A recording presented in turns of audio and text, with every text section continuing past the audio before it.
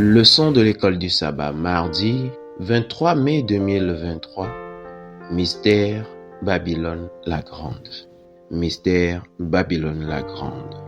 Lisons Apocalypse chapitre 17, le verset 4 à 6. Là, il est écrit: Cette femme était vêtue de pourpre et d'écarlate, et parée d'or, de pierres précieuses et de perles. Elle tenait dans sa main une coupe d'or remplie d'abominations et des impuretés de sa prostitution. Sur son front était écrit un nom, un mystère: Babylone la Grande, la mère des impudiques et des abominations de la terre. Et je vis cette femme ivre du sang des saints et du sang des témoins de Jésus. Et en la voyant, je fus saisi d'un grand étonnement. Amen. Que nous apprennent ces versets sur la nature de ce système diabolique. Comme nous l'avons vu, Apocalypse 17 décrit un système religieux apostat qui introduit dans le christianisme plusieurs des enseignements de la Babylone de l'Ancien Testament. Je cite: Pour comprendre la nature de Babylone, nous devons remonter à sa première référence dans la Bible, dans la Genèse. Tout a commencé dans la plaine du pays de Sinéar,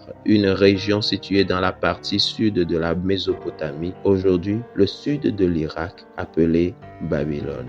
C'est là qu'a été construite la tour de Babel, symbole de l'autosuffisance, de l'autopréservation et de l'indépendance de l'homme vis-à-vis de Dieu. Genèse chapitre 11, le verset 1 à 4. Fin de citation. Angel Manuel Rodriguez. Article intitulé The Closing of the Cosmic Conflict, Role of the Three Angels Messages, page 43.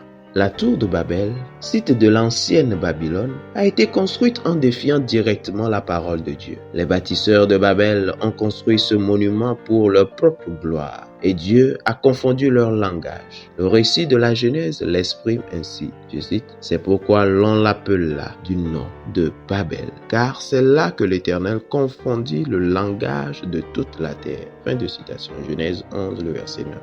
Ce système est si mauvais qu'il est décrit comme ayant été ivre du sang des saints et du sang des martyrs de Jésus. Apocalypse 17, verset 6. Des images horribles qui montrent à quel point Babylone est corrompue. Voir Ésaïe chapitre 49, le verset 26. En substance, la Babylone spirituelle représente une religion basée sur des enseignements humains, établie sur des idées humaines et soutenue par les traditions humaines. Il s'agit d'une forme de religion fabriquée par l'homme et construite par, peut-être, de brillants chefs religieux humains, mais elle s'oppose à la puissance de l'Évangile et à l'Église que Jésus a construite. Une Église fondée sur l'amour et non sur la violence. Le livre d'Apocalypse décrit ces deux systèmes de religion. Le premier révèle une confiance totale en Jésus et une dépendance à l'égard de sa parole. Le second révèle une confiance dans l'autorité humaine et une dépendance à l'égard des enseignants religieux humains. L'un est une foi centrée sur Christ, avec une dépendance totale de la grâce, du sacrifice et de l'expiation de Christ pour le salut. L'autre est une approche humaine de la foi qui remplace la dépendance totale au Christ pour le salut par une dépendance aux traditions de l'Église.